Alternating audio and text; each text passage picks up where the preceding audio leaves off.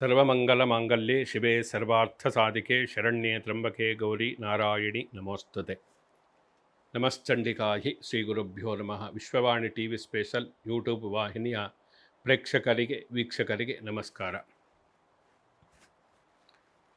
ಈ ಗುರುವಿನ ಬಲ ಅಂದರೆ ಗುರುವಿನ ಬದಲಾವಣೆ ಆದಾಗ ಒಂದಷ್ಟು ರಾಶಿಗಳಿಗೆ ಗುರುಬಲ ಬರುತ್ತೆ, ಒಂದಷ್ಟು ರಾಶಿಗಳಿಗೆ ಗುರುಬಲ ಹೊರಟೋಗುತ್ತೆ. ಈ ಸಿಂಹರಾಶಿಯ ಒಂದು ವಿಚಾರವನ್ನೇ ನಾವು ತೆಗೆದುಕೊಂಡಾಗ ಇಲ್ಲಿಯವರೆಗೆ ಗುರುಬಲ ಇತ್ತು. ಸಿಂಹರಾಶಿಯವರಿಗೆ 11ನೇ ಮನೆಯಲ್ಲಿ ಶುಭ ಲಾಭಸ್ಥಾನದಲ್ಲಿದ್ದು ಮುಟ್ಟಿದ್ದೆಲ್ಲ ಚಿನ್ನ ಅಂತೇಳಿ ಹೇಳಬಹುದು. ಆ ರೀತಿಯಾಗಿತ್ತು. ಅಷ್ಟಮ ಶನಿ ಇದ್ದರೂ ಕೂಡ ಗುರು ಚೆನ್ನಾಗಿ ಇದ್ದಾಗ ಎಷ್ಟೋ ಒಳ್ಳೆಯ ಫಲವನ್ನು ಕೊಟ್ಟು ಬಿಡ್ತಾರೆ. ಅದೇ ರೀತಿ ಸಿಂಹರಾಶಿಯವರು ಕೂಡ ಒಳ್ಳೆಯ ಫಲವನ್ನು ಕೊಡ್ತಕ್ಕಂಥ ಸಂದರ್ಭಗಳು ಇತ್ತು. ಈಗ ಜೂನ್ನಲ್ಲಿ ಅವನು ಗುರು ಕರ್ಕಾಟಕ ರಾಶಿಗೆ ಬರ್ತಾನೆ. ಸಿಂಹರಾಶಿಯವರಿಗೆ 12ನೇ ಮನೆ ಆಗುತ್ತೆ. ಅದು 12ನೇ ಮನೆಗೆ ಬಂದಾಗ ಅದು ದುಸ್ಥಾನ ಆಗಿರುವುದು. ಷಷ್ಠಾಷ್ಟ ದ್ವಾದಶ ದುಸ್ಥಾನಗಳು ಆಗಿರುವುದರಿಂದ ಗುರುಬಲ ಇರುವುದೇ ಇಲ್ಲ. ವ್ಯಯ ಅಂದರೆ ಎಲ್ಲ ಕಳೆದುಕೊಳ್ಳತಕ್ಕಂಥದ್ದು. ಅಷ್ಟಮದಲ್ಲಿ ಶನಿ, ದ್ವಾದಶದಲ್ಲಿ ಗುರು, ಇದೆಲ್ಲವೂ ಕೂಡ ಪ್ರಮುಖವಾಗಿ ಗಮನಿಸಬೇಕಾದಂತಹ ಅಂಶ. ಯಾಕೆಂದರೆ ಸ್ವಲ್ಪ ನಿರ್ಲಕ್ಷ್ಯ ಮಾಡಿದರೂ ಸಿಂಹರಾಶಿಯವರಿಗೆ ತೊಂದರೆಗಳು ಸಮಸ್ಯೆಗಳು ಜಾಸ್ತಿ ಆಗಿಬಿಡುತ್ತೆ. ಆದ್ದರಿಂದ ಎಚ್ಚರಿಕೆಯಿಂದ ಇರಲಿ, ಸರಿಯಾದ ಮಾರ್ಗದಲ್ಲಿ ಹೋಗಲಿ ಅನ್ನತಕ್ಕಂತಹ ಉದ್ದೇಶದಿಂದ ಈ ವಿಷಯವನ್ನು ಹೇಳ್ತಾ ಇರತಕ್ಕಂಥದ್ದು. ಆದರೆ ಗುರು 12ರಲ್ಲಿದ್ದರೂ ಕೂಡ ಸಿಂಹರಾಶಿಯವರಿಗೆ ಅವನ ಒಂದು ವಿಶೇಷವಾದಂತಹ ಪ್ರಭಾವ 4ನೇ ಮನೆಯ ಮೇಲೆ ಇರುತ್ತೆ, 6ನೇ ಮನೆಯ ಮೇಲೆ ಇರುತ್ತೆ, 8ನೇ ಮನೆಯ ಮೇಲೂ ಕೂಡ ಇರುತ್ತೆ. ಆದ್ದರಿಂದ ಸಿಂಹರಾಶಿಯವರಿಗೆ ಅಷ್ಟಮ ಶನಿಯ ಒಂದು ಪ್ರಭಾವ ಏನಿದೆ ಅದನ್ನು ಕಡಿಮೆ ಮಾಡ್ತಾನೆ ಗುರು. 6ನೇ ಮನೆಯಿಂದ ಎಷ್ಟೋ ರೋಗಗಳು, ಶತ್ರುಗಳಿಗೆ ಸಂಬಂಧಪಟ್ಟಂತಹ ಸಮಸ್ಯೆಗಳನ್ನು ಕಡಿಮೆ ಮಾಡ್ತಾನೆ.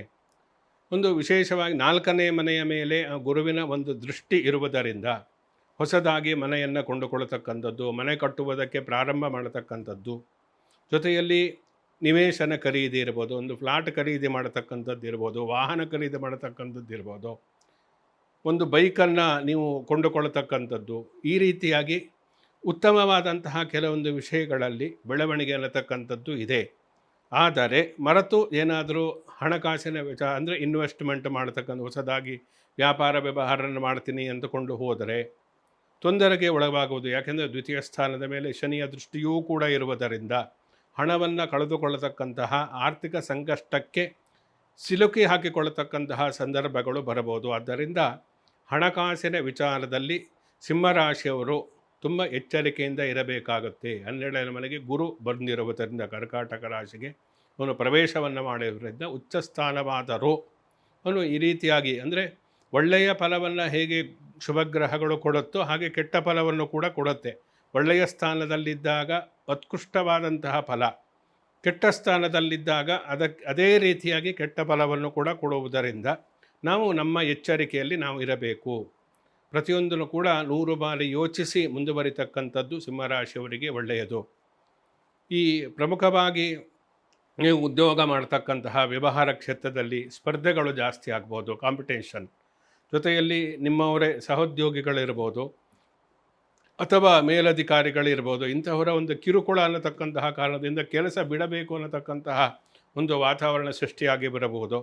ಆದರೆ ಸ್ವಲ್ಪ ತಾಳ್ಮೆಯಿಂದ ನೀವು ನಿರೀಕ್ಷೆಯನ್ನು ಮಾಡಿದರೆ, ತಾಳ್ಮೆಯನ್ನು ಸಹನೆಯಿಂದ ಇದ್ದರೆ ಮುಂದೆ ಒಳ್ಳೆಯ ದಿನಗಳು ಬರುತ್ತೆ. ಅಂದರೆ ಏನಾಗುತ್ತೆ, ಪ್ರಮುಖವಾಗಿ ರಾಶಿಗೆ ಬರ್ತಾನೆ. ಸ್ವಲ್ಪ ಅದರ ಒಂದು ಪ್ರಭಾವ ಅಂದರೆ ಅಕ್ಟೋಬರ್ ಸಮಯದಲ್ಲಿ ಗುರು ಸಿಂಹರಾಶಿಗೆ ಬರುವುದರಿಂದ ಅದರ ಪ್ರಭಾವ, ಒಂದು ಕೆಟ್ಟ ಪ್ರಭಾವನ ಸ್ವಲ್ಪ ಕಡಿಮೆ ಆಗುತ್ತೆ, ಶಮನ ಆಗುತ್ತೆ ಅಂತ ಹೇಳಿ ಅರ್ಥ. ಆ ಸಮಯದಲ್ಲಿ ನಾವು ಸಮಯವನ್ನು ಉಪಯೋಗಿಸಿಕೊಂಡು ನಿಮ್ಮ ಕಾರ್ಯ ಸಾಧನೆಯನ್ನು ಮಾಡಿಕೊಳ್ಳಬೇಕು. ಅಂದರೆ ಕಾರ್ಯಕ್ಕೆ ನೀವು ಯಾವುದೇ ಕರ್ಮಕಾರಕನಾಗಿ ನೀವು ಮಾಡತಕ್ಕಂತಹ ಕೆಲಸಕ್ಕೆ, ನೀವು ಹೋಗತಕ್ಕಂತಹ ದಾರಿಯಲ್ಲಿ, ನೀವು ಯಾವುದೇ ಕೈಗೊಳ್ಳತಕ್ಕಂತಹ ನಿರ್ಧಾರದಲ್ಲಿ ನಿಮಗೆ ಯಶಸ್ಸು ಬೇಕು, ಕಾರ್ಯ ಸಾಧನೆ ಆಗಬೇಕು ಅನ್ನತಕ್ಕಂಥದ್ದಿದ್ದರೆ ಅದು ಪ್ರಮುಖವಾಗಿ ಗುರುವಿನ ಒಂದು ಪ್ರಭಾವದಿಂದಲೇ ಪ್ರತಿಯೊಬ್ಬರ ಜೀವನದಲ್ಲಿ ಉಂಟಾಗತಕ್ಕಂಥದ್ದು.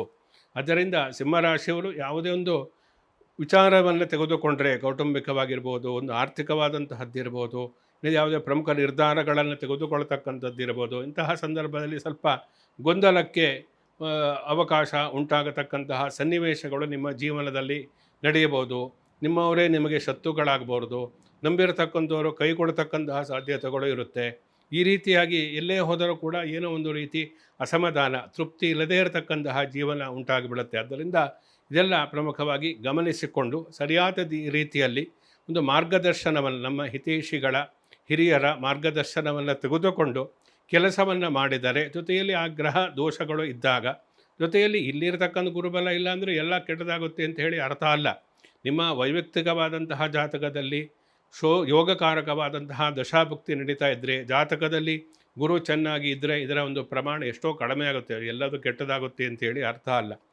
ಆದರೆ ಅದನ್ನು ಪ್ರಮುಖವಾಗಿ ನಮ್ಮ ಜಾತಕ ಹೇಗಿದೆ ಅಂತ ನೋಡಿಕೊಳ್ಳಬೇಕು. ಗುರುಬಲವೂ ಇಲ್ಲದೇ ಇದ್ದಾಗ ಏನಾಗುತ್ತೆ ಅಂತ ತಿಳಿದುಕೊಳ್ಳಬೇಕು. ಎರಡನ್ನೂ ಕೂಡ ನಾವು ಅನ್ವಯವನ್ನು ಮಾಡಿ ಜೀವನವನ್ನು ಮಾಡಿದರೆ ಎಷ್ಟೋ ಆಪತ್ತುಗಳನ್ನು ನಾವು ನಿವಾರಣೆ ಮಾಡಿಕೊಳ್ಳಬಹುದು, ಎಷ್ಟೋ ಸಮಸ್ಯೆಗಳು ಬರುವುದೇ ಇಲ್ಲ. ಆದ್ದರಿಂದ ಇದೆಲ್ಲ ತಿಳಿದುಕೊಳ್ಳುವುದಕ್ಕೋಸ್ಕರ ನಾವು ಈ ವಿಚಾರವನ್ನು, ಗುರುವಿನ ಒಂದು ಬಲಾಬಲಗಳ ಫಲವನ್ನು ನಾವು ಹೇಳತಕ್ಕಂಥದ್ದು. ಆದ್ದರಿಂದ ಈ ಪ್ರಮುಖವಾಗಿ ಸಿಂಹರಾಶಿಯವರು ಈ ವಿಚಾರಗಳಲ್ಲಿ ಎಚ್ಚರಿಕೆಯಿಂದ ಇರಬೇಕು. ಅಷ್ಟಮ ಶನಿ ಇದೆ ಅನ್ನತಕ್ಕಂತಹ ಭಯ ಇತ್ತು ಏನೋ ಒಂದು ರೀತಿಯಲ್ಲಿ. ಸಿಂಹರಾಶಿಯ ಅಷ್ಟಮ ಶನಿ ಇದೆ, ಅದರಿಂದ ಎಲ್ಲ ಕೆಲಸ ಕಾರ್ಯಗಳ ತೊಂದರೆ ಆಗುತ್ತೆ ಅಂತ. ಅಷ್ಟಮ ಸ್ಥಾನದ ಮೇಲೆ ಗುರುವಿನ ಒಂದು ದೃಷ್ಟಿ ಈಗ ಬೀಳುವುದರಿಂದ ಇದು ಒಂದು ನಿಮಗೆ ಪ್ಲಸ್ ಪಾಯಿಂಟ್ ಅಂತೇಳಿ ಹೇಳ್ಬೋದು. ನೀವು ಯಾವುದೋ ಒಂದು ಹೊಸದಾಗಿ ನೀವು ಮಾಡತಕ್ಕಂತಹ ಯಾವುದೇ ರೀತಿಯಾದಂತಹ ಯೋಚನೆಗಳು ಎಲ್ಲವೂ ಕೂಡ ಕಾರ್ಯಗತ ಆಗುತ್ತೆ, ಅದು ಸಫಲತೆಯನ್ನು ಹೊಂದುತ್ತೆ. ಅಷ್ಟಮ ಶನಿಯ ಒಂದು ಪ್ರಭಾವವನ್ನು, ಅಂದರೆ ಕೆಟ್ಟ ಪ್ರಭಾವವನ್ನು ಗುರು ಆ ಸ್ಥಾನವನ್ನು ತಾನು ದೃಷ್ಟಿಸಿ ಅದರ ಒಂದು ಕೆಟ್ಟ ಪರಿಣಾಮವನ್ನು ಕುಗ್ಗಿಸುತ್ತಾನೆ, ಅಂದರೆ ಕಡಿಮೆ ಮಾಡ್ತಾನೆ ಅಂತ ಹೇಳಿ ಅರ್ಥ. ಆದ್ದರಿಂದ ನೀವು ಕೆಲವೊಂದು ನೀವು ಪ್ರಾರಂಭದಲ್ಲಿ ಸ್ವಲ್ಪ ನಿರಾಸೆ ಉಂಟಾದರೂ ಕೂಡ ಅದರಲ್ಲಿ ನಿಮಗೆ ಮುಂದೆ ಒಳ್ಳೆಯ ಫಲ ಅನ್ನತಕ್ಕಂಥದ್ದು ಸಿಕ್ಕಾಗ ಮನಸ್ಸಿಗೆ ಸಮಾಧಾನವನ್ನು ಕೊಡುತ್ತೆ. ಆದ್ದರಿಂದ ನೀವು ಹೊಸದಾಗಿ ಯಾವುದೇ ವ್ಯವಹಾರವನ್ನು ಮಾಡುವುದಕ್ಕೆ ಹೋಗಬೇಡಿ. ಅದರಲ್ಲೂ ಕೂಡ ಮುಖ್ಯವಾಗಿ ಭೂಮಿಗೆ ಸಂಬಂಧಪಟ್ಟಿರತಕ್ಕಂಥದ್ದು, ಹೊಸ ಕಚೇರಿಯನ್ನು ಪ್ರಾರಂಭ ಮಾಡತಕ್ಕಂಥದ್ದು, ಯಾವುದು ಇನ್ವೆಸ್ಟ್ಮೆಂಟ್ ಮಾಡೋದು, ಇಂತಹದ್ದನ್ನು ಸ್ವಲ್ಪ ಈ ವರ್ಷದಲ್ಲಿ ಮುಂದಕ್ಕೆ ಹಾಕತಕ್ಕಂಥದ್ದು ಒಳ್ಳೆಯದು. ಸ್ವಲ್ಪ ಮುಂದೂಡಿ ನಂತರ ಒಳ್ಳೆಯ ಸಮಯ ಬಂದಾಗ ಅಂತಹದ್ದನ್ನು ಮಾಡಬಹುದು. ಅದರಿಂದ ಈ ಎಲ್ಲ ವಿಚಾರಗಳಲ್ಲಿ ಪ್ರಮುಖವಾಗಿ ಸಿಂಹರಾಶಿಯವರು ಎಚ್ಚರಿಕೆಯಿಂದ ಅಂದರೆ ಆರ್ಥಿಕ ವಿಚಾರದಲ್ಲಿ, ಈ ಇನ್ವೆಸ್ಟ್ಮೆಂಟ್ ಮಾಡತಕ್ಕಂತಹ ವಿಚಾರದಲ್ಲಿ, ಯಾವುದೇ ಹೊಸ ಕೆಲಸಕ್ಕೆ ಕೈ ಹಾಕತಕ್ಕಂತಹ ವಿಚಾರದಲ್ಲಿ ಪ್ರಮುಖವಾಗಿ ಸ್ವಲ್ಪ ಎಚ್ಚರಿಕೆಯಿಂದ ಇದ್ದು, ಜೊತೆಯಲ್ಲಿ ಗುರುವಿಗೆ ಸಂಬಂಧಪಟ್ಟಿರತಕ್ಕಂತಹ ಒಂದು ವಿಶೇಷ ಮಂತ್ರ ಪಠನೆಯನ್ನು ಮಾಡತಕ್ಕಂಥದ್ದು, ವಿಷ್ಣು ದೇವಾಲಯಕ್ಕೆ, ಅಂದರೆ ಈ ವರ್ಷದಲ್ಲಿ ವಿಶೇಷವಾದಂತಹ ಕ್ಷೇತ್ರಗಳು ತಿರುಪತಿ, ಶ್ರೀರಂಗಂ ಇಂತಹ ಒಂದು ವಿಷ್ಣು ಸಂಬಂಧಿತವಾದಂತಹ ಪುಣ್ಯಕ್ಷೇತ್ರಕ್ಕೆ ತೀರ್ಥಯಾತ್ರೆಯನ್ನು ಹೋಗತಕ್ಕಂಥದ್ದು, ಅದಕ್ಕೆ ಸಂಬಂಧಪಟ್ಟಂತೆ ಯಜ್ಞ ಇರಬಹುದು, ಪೂಜೆ ಇರಬಹುದು, ಇಂಥದ್ದನ್ನೆಲ್ಲ ಈ ವರ್ಷದಲ್ಲಿ ವಿಶೇಷವಾಗಿ ಮಾಡುವುದರಿಂದ ಸಿಂಹರಾಶಿಯವರಿಗೆ ಇನ್ನೂ ಯಾವುದೇ ಒಂದು ತೊಂದರೆಗಳು ಇದ್ದಾಗ, ಕೆಲಸ ಕಾರ್ಯಗಳು ಆಗ್ತಾ ಇಲ್ಲ ಅಂದಾಗ, ಇಂತಹ ಸಮಸ್ಯೆಗಳು ಬಂದಾಗ ಆ ಒಂದು ನೀವು ಮಾಡಿರ್ತಕ್ಕಂತಹ ಪೂಜೆ ಪುನಸ್ಕಾರ ದಾನ ಧರ್ಮಗಳು ನಿಮ್ಮನ್ನು ಕಾಪಾಡಿ ಆ ಮೂಲಕ ಕೆಟ್ಟ ಫಲಗಳು ಕೊಡ್ತಂತಹ ಸಂದರ್ಭದಲ್ಲಿಯೂ ಕೂಡ ಅದನ್ನು ಒಳ್ಳೆಯ ಫಲವಾಗಿ ಪರಿವರ್ತನೆ ಮಾಡತಕ್ಕಂತಹ ಶಕ್ತಿ ಭಗವಂತನಿಗೆ ಇದೆ. ಅಂದರೆ ವಿವಾಹದ ಪ್ರಯತ್ನ ಅಂತ ತಿಳ್ಕೊಳ್ಳಿ. ಒಂದು ಉದಾಹರಣೆಗೆ ಹೇಳ್ತಕ್ಕಂಥದ್ದು, ವಿವಾಹ ಆಗದೇ ಇದ್ದರೆ ಎಷ್ಟೋ ವರ್ಷ ಪ್ರಯತ್ನವನ್ನು ಪಟ್ಟರು ಎಲ್ಲ ಕೊನೆಯ ಹಂತಕ್ಕೆ ಬಂದು ಮುರಿದು ಬೀಳ್ತಾ ಇರುತ್ತೆ ಅನ್ನತಕ್ಕಂತಿರುತ್ತೆ. ನೀವು ಪರಿಹಾರವನ್ನು ಮಾಡಿಕೊಂಡಾಗ ವಿವಾಹದ ಪ್ರಯತ್ನ ಫಲಿಸಿ ಆ ಮೂಲಕ ನೀವು ವಿಶೇಷವಾಗಿ ಆ ವಿವಾಹವನ್ನು ಮಾಡತಕ್ಕಂಥ ವಿವಾಹ ಯೋಗ ಕೂಡಿ ಬರತಕ್ಕಂತಹ ಸಾಧ್ಯತೆಗಳು ಇರುತ್ತೆ.